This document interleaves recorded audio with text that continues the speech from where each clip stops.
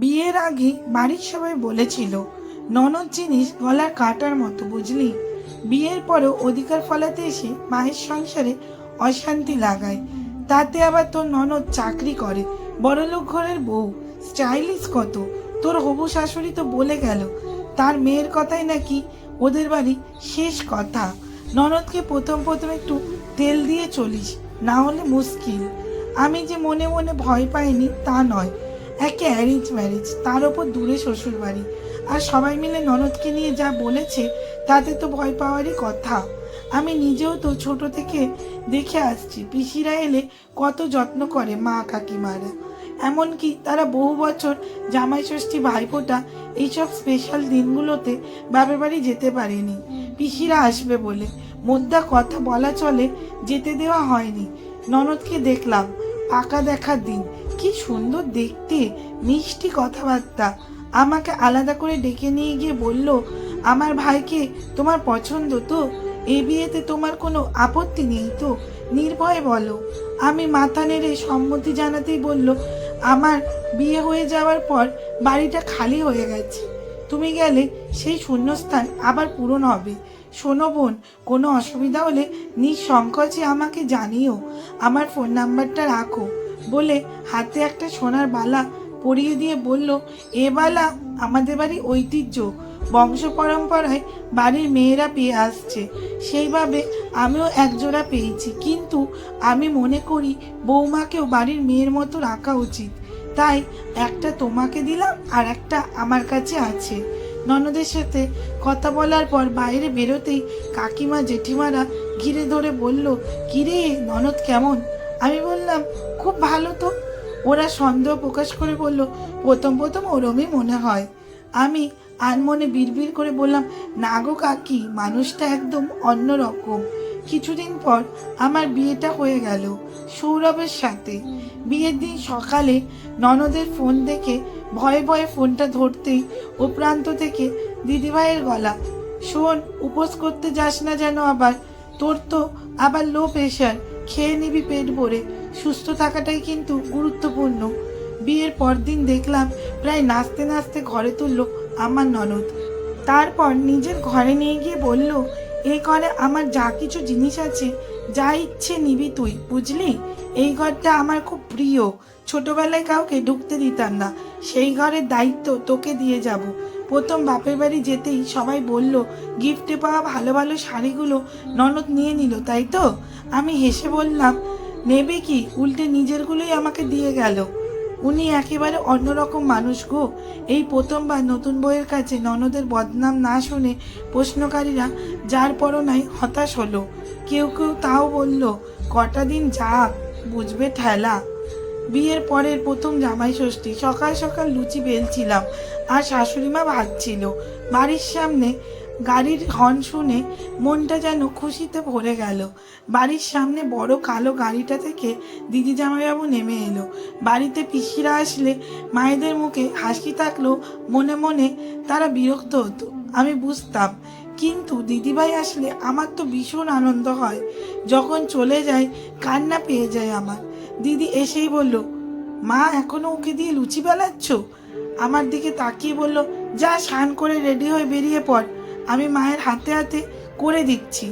বললাম, দিদিভাই তোমাকে কি সুন্দর লাগছে, শাড়িটাও কিন্তু দারুণ লাগছে।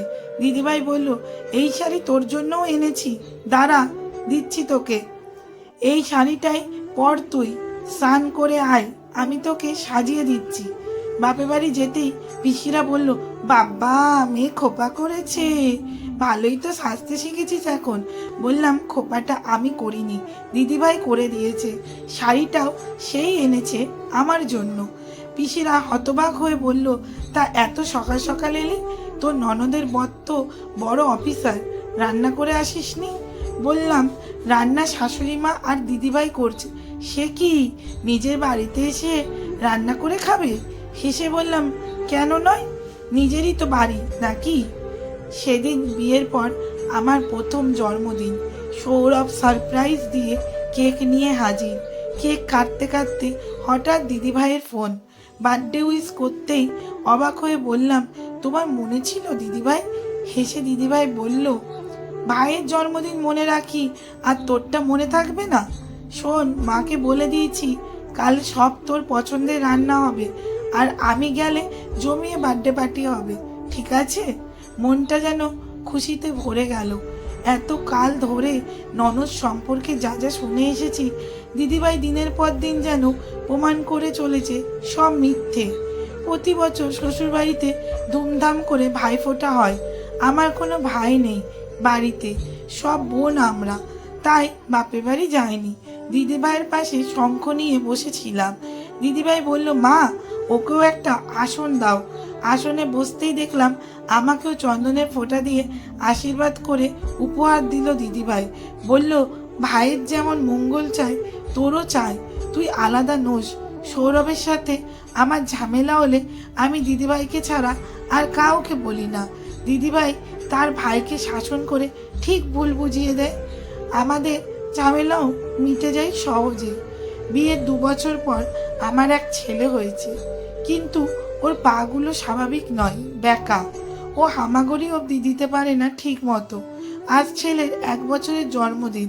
বাড়িতে অনেক লোকজন, কিন্তু এত লোক থাকার পরও আমার চোখ বারবার চলে যাচ্ছে গেটের দিকে। দিদিভাই এখনো আসছে না কেন? ছেলেকে গুছতে গিয়ে দেখলাম ছেলে আমার মাটিতে শুয়ে। ও আলাদা বলেই বোধহয় গুরুত্ব দেয় না কেউ। চোখে জল, আমার চোখ দুটো যেন ঝাপসা হয়ে গেল। হঠাৎ পিছন থেকে শুনি দিদিভাইয়ের গলা, আমার সোনাটা কি করে? দামি শাড়ি গয়না পরা আমার দিদিভাই কাদামাখা ছেলেটাকে কোলে তুলে নিয়ে বলল, দেখো দেখো সোনা, তোমার জন্য কত কিছু এনেছে পিপি। আমাকে বলল, একটু হালকা গরম জল নিয়ে আয়, ওকে স্নান করিয়ে দিই।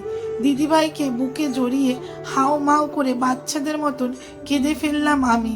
দিদিভাই বলল, চিন্তা করিস না বোন, আমি অনেক ডক্টরের সাথে যোগাযোগ করেছি, পরে তোকে সব বলছি। আমার সোনাটা ঠিক হাঁটতে পারবে। কিছু সম্পর্ক এমন হয় যা অনেক আলাদা। একটু একটু করে এমন সম্পর্কের পরিমাণ বাড়তে বাড়তে ঠিক একসময় ননদ ভীতি জিনিসটা আর থাকবে না। ননদদের নিয়ে বিভিন্ন মানুষের অভিজ্ঞতা ভিন্ন ভিন্ন, কিন্তু কিছু সম্পর্ক এমনও হয়। তবে মনে রাখতে হবে, ভালোবাসা পেলে অবশ্যই উল্টো দিকের মানুষটাকেও বিনিময়ে ভালোবাসা দিতে হবে। একতরফা কোনো কিছুই সুদূর প্রসারী হয় না। সমাপ্ত। কলমে শ্রাবণী মিস্ত্রি, পাঠে অঞ্জলি ঘোষ। লেখাটি যদি আপনাদের ভালো লেগে থাকে তাহলে অবশ্যই লাইক, কমেন্ট ও শেয়ার করার অনুরোধ রইল আপনাদের কাছে।